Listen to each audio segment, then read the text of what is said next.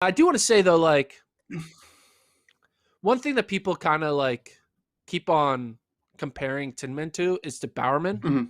and because it's like a group and it has a brand and it Well, has jerseys, and people like when you compare Tinman to Bowerman, it makes Tinman look not as good.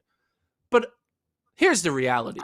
I was just doing it because it's the first group I thought of that had a name. I was not comparing Yeah. it as a one-to-one there. Just for the record, I was not. You could argue, people aren't going to want to hear this, but you could argue that Tin Man is more successful than Bowerman. Because our sport is weird, man. Our sport is not success is the only thing that matters. Yes, Bowerman are better runners than Tin Man Mhm. across the board. They are faster. They're going to make more world teams. They're going to win more medals than Tinman. No one can argue against that. But in our sport, that is not the way to like grow a business model.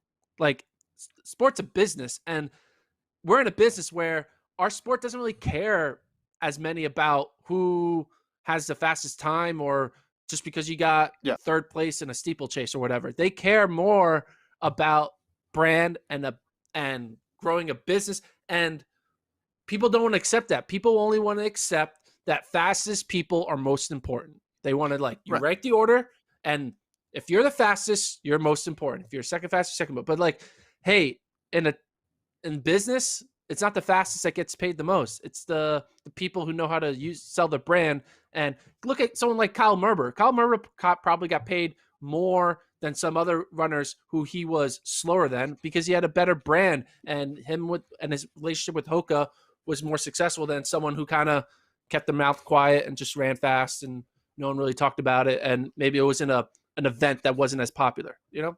So I just think that Yeah. Tin Man should be given credit for being able to turn good athletes. They're not hobby joggers. They're legitimate athletes. They can run fast. They can make US finals. They taking that and turning it into a very profitable business model, which some groups aren't doing. Some groups are just spending money.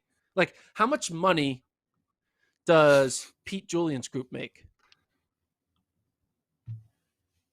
You asked that as if I have any clue at all about the finances of the sport. I think your Do you point think they turn a profit? is well. I think your point is well taken. Yeah, I mean we've all heard stories about how much merch Tinman sells. I've seen people run around Austin with the logo on their jersey, which again, going back to our original point, which makes the naming and the brand part of this conversation and this story so much more confusing. Because what I was saying before is like you could extricate Bowerman from the name or from the logo, and within a year or two, I don't think anybody would notice. But this is different because they've done a really good job establishing it, and they've looked at the sport from that perspective. To their credit, not to say that you're required to do that, but that's just the approach that they took, and they understand that a lot of people want to go along for the ride and see what it's like to run post collegiately.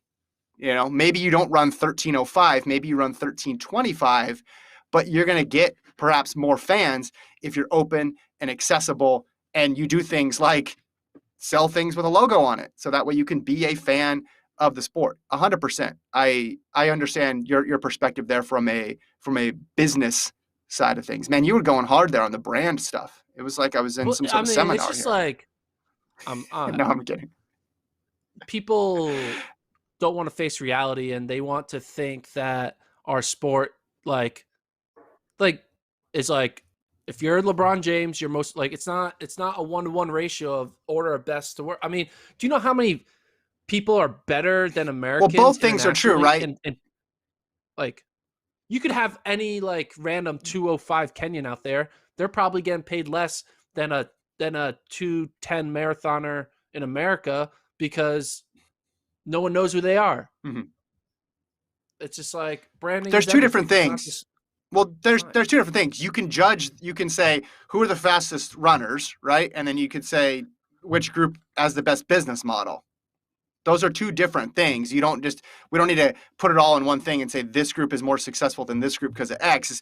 They're successful in different ways and they have different goals. And again, that's what makes this scenario so interesting because of the name, because of the logo, because of, like you said, the distribution, the whole thing built around Drew Hunter and then building out from there. That's not something that you see all the time with these clubs. You've kicked off a discussion in the chat about, among other things, whether or not, who's Ty Lue, who's David Blatt, all sorts of Sixers and NBA coaching talk here in the chat. Love We'll it. leave it there. We'll